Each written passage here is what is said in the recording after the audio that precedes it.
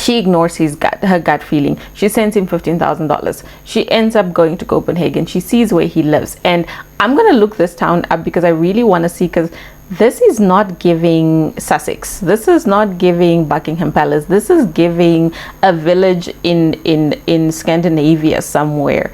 This is not giving Danish prince. It's giving Martin that grew up in a small village and went to school, to the one school that went to primary and high school, to the one primary school and the one high school that they have in that small town. That's what this is giving.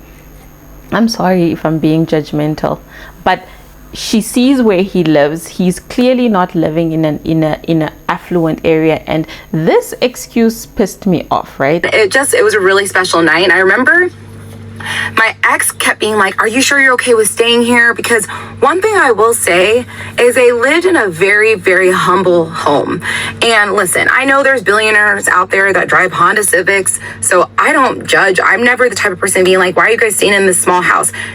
Spend your money the way you want to spend your money. So I didn't think anything of it, but I was a little bit surprised. And also, Denmark is not the type of place that has all these like big houses. Like a lot of the homes are small regardless of if you have money. But again, didn't think anything of it. He asked me, he's like, I have a question. Like, do you have an idea of what ring you would want? And I was like, I mean, I have some ideas, but I have not thought about it really extensively. And so he said, what are your thoughts on us going ring shopping? And keep in mind, at this point, we've been dating for like 4 months. And so I was like, okay, let's do it. So we found a jeweler. We went and we tried on some rings. I remember I'm trying on lab grown and natural. And I'm like looking at the price differences. And I'm like, I am not allowing you to buy me a natural stone because that number is just crazy. I'd rather us spend money investing, doing other things.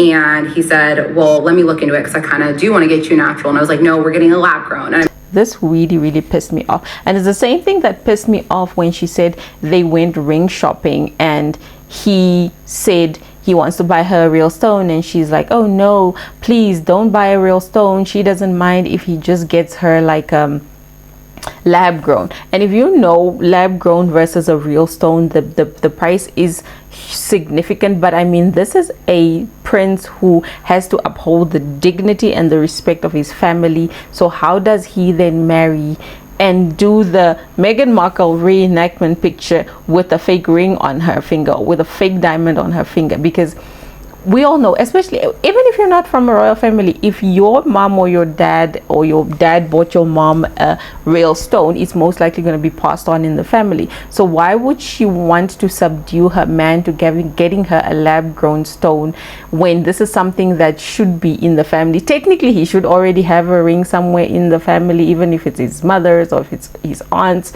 or whatever the case might be. It doesn't matter whether he's 12th or 11th in line. He has no business buying a lab grown diamond, first of all. And then Meghan didn't get a lab grown.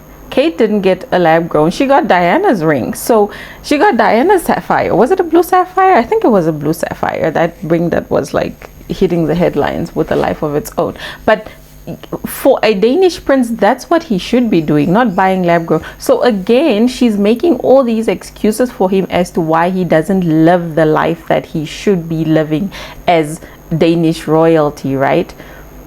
And at this point, she's less and less worried about finances, but she's starting to pick up that something is off with the finances, right? And he's already rushed her into marriage. He's selling properties and he's getting married and he's having tax issues, and then now suddenly he comes up with this storyline. And he tells me while we're in Nigeria that